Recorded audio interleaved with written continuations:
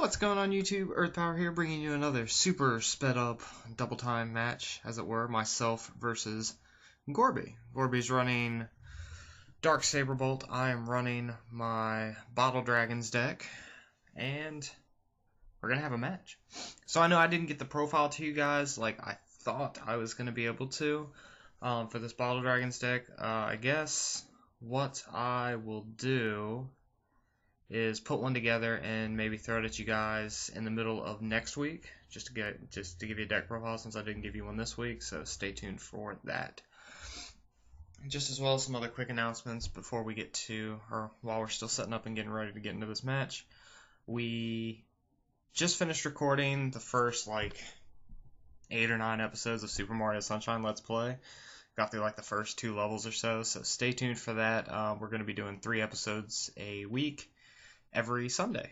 So it's going to be a lot of fun. Myself and CVH are going to be there for the first couple of weeks, and then we're going to start to involve everybody as we get more and more into it on our quest to 120 sprites, as it were. So my first play of the game is a logo. So the thing about Bottle Dragons is it's very slow out the gate. Like if you don't have the Firebird set up, which it's kind of hard to do consistently because it is a bigger deck. I think I'm running 48 cards in this build.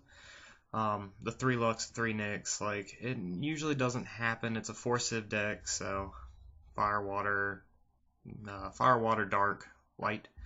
So it's kind of hard to like get that off super consistently, but it happens every now and then. But luckily I start with a couple of logos, so I'm able to build the hand up so that when I do get to the turn 6 or 7, I can just start dropping dragon after dragon and putting the pressure on. I get kind of lucky there. Gorby does have it was like a turn late on Razorhide, I believe, and I was able to Heat Seekers it.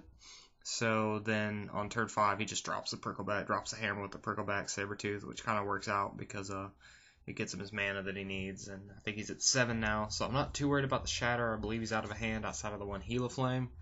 So he does hit Bottle though, and I reveal, and it's a Lyra. But not going to do much to that Helaflame, it just bounces right back to his hand. I'm in turn 6 now, or turn 7 as it were, and I just decided to drop an answer to the Helaflame, and I have a Nyx to follow it up to, so I know I've got dragons in hand, so I'm just going to go ahead and drop that Nyx, and like I said, the Gloom Hollow kind of protects me against the majority of that deck outside of just the big finishers, but that's what my big finishers are for, and I believe I'm getting to that at this turn. I decided not to play the Infernus, I think, because I shattered him the turn previous, so he top decks, and he didn't play the card, so I was assuming it was some sort of big removal, so dropping the Infernus prematurely might not have been the best idea. And this way I can drop I can play Spy Mission, build a little bit of a hand, and then summon the Lux, and have protection when I do drop the dragon the next turn. And then I just go on with Lyra and Nyx, because I feel like, why not? He's only got a card in hand, and when I drop the big dragon next turn, he's probably not the removal's not gonna be enough with whatever he puts on board.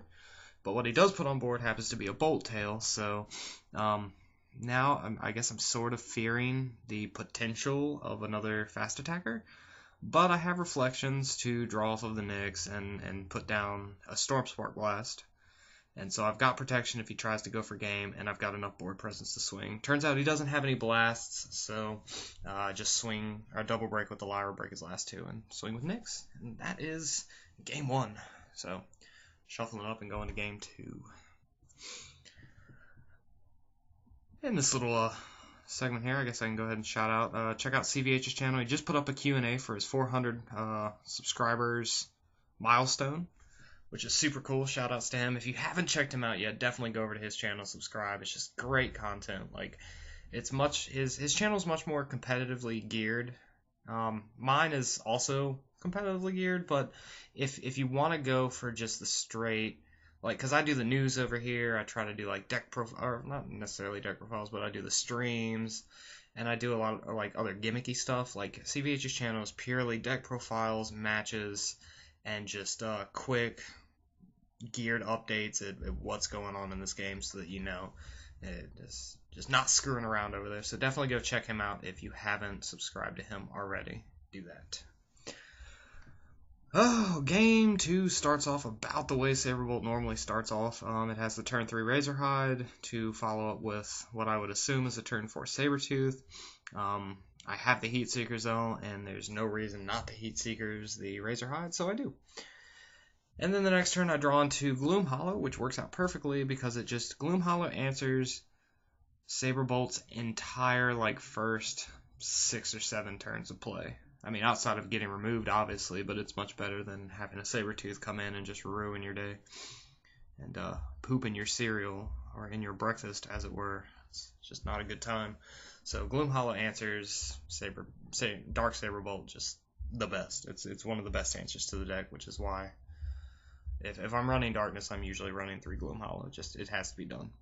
So even in a deck like Bottle Dragons, which should be focusing on the dragons and the consistency of just hitting Bottle and being able to drop big dragons or having Bottle to fall back on, or even just having the Fireburst just to set up massive dragons, the deck still has a problem with Sabertooth. Sabertooth kills everything early. Everything you can play up to turn 7, Sabertooth generally kills that or bumps with it. So Gloomhollow is my one and only answer to that. Gorby has a fantastic board right here, and what am I gonna do? He drops the Unchain to banish the Gloomhollow and follows it up with a Bolt Tail the previous turn after I summon my own Unchained with no effect, I believe, just to put something on board to answer his own Unchained.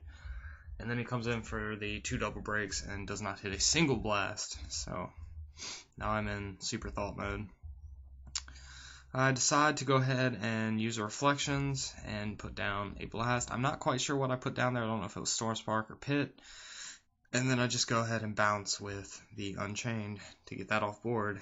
And now comes... now I just have to really hope on Andromeda. That card is what's going to bring the game back around for me, because I'm just in a bad way right now. I'm expecting to get shattered this turn, but it actually doesn't happen. And it looks like I put down Bottles, so... I'm on a wish and a prayer here. See what happens. It's it's another Bottle. Ooh. And the tension rides. So he summoned the Prickleback, which just basically puts another threat on board that I have to deal with now that I'm at 0 shields. And I hit Puppet, which hits the only card in his hand, which happens to be... I don't know. That was it. Oh, it was Infernus. I guess Gorby was at 7 mana? No, he must have been at 8. 1, 2, 3, 4, 5, 6, 7, 8. I don't know. Oh, I guess he didn't want to play Infernus because he was fearing removal, but that's odd. I don't know. I don't know that play. Maybe I'll put it in the comments below and maybe he can answer that for us as to why he made that play. But I think I get the Andromeda here, and I'm able to summon it with a Lux, so that kind of gives me some new life in this match. At this point, I'm not fearing too much. Gorby is top decking. He drops the Prickleback there, which is not the best top deck in the world. And now I'm free to just set up and start putting a presence on board to go for game. I have the Billion Degree, which I'm able to summon for 7 thanks to Lux. So I summoned that with 10 mana, and I used a logo scan. Use the Billion to destroy the Prickleback. Andromeda breaks 2. It hits a Bone Blades, and he Bone Blades Lux away. And now I just decide to go for it. He's got nothing on board, and I've dropped double Andromeda, so that's pretty much the game. I think I passed to him here because I can only break all of his shields after he gets another blast, which is a Pit. And then he's got this huge hand, but no shields and no way to get more shields, and no way to break 4 shields with 10 mana. So scoops it up, and that is the game. So, hope you guys enjoyed. Leave a like if you did. Subscribe if you're not subscribed. Check me out on Wizards Kaijudo, their YouTube page. Shoutouts to them. They put me as one of their featured weekly spotlight channels on their site, which is super cool. If you haven't checked out the website or the Kaijudo blog, definitely go do that. They've got a lot of awesome content going on over there. CVH is doing deck doctors. I put up a battle report, I guess a week ago. Yeah, a week or so ago. Corey's doing what to look out for articles with what to look out for, KMCs, decks, and all that fun stuff. Aiden's doing how to get more people into it, as well as just all the community Master Hawking's, like, just card tips and all sorts of strategies and decks and all that fun stuff. There's just a ton of content there, and if you guys aren't checking it out, definitely go over there and see what it's all about. It's a ton of fun and a lot of just really, really good content. Can't say it enough.